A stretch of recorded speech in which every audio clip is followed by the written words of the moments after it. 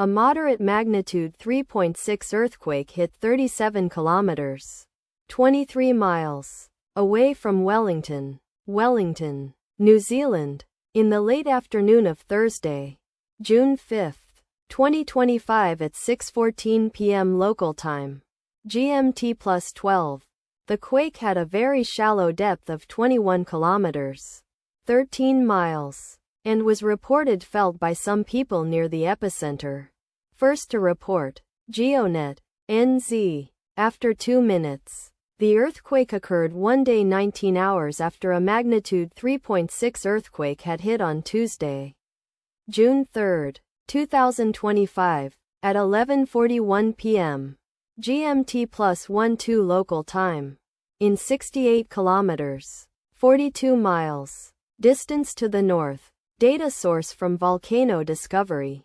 Did you feel it? Let us pray. May the earthquake that occurred not affect our brothers and sisters there. May the earthquake not happen again. And may God protect everyone.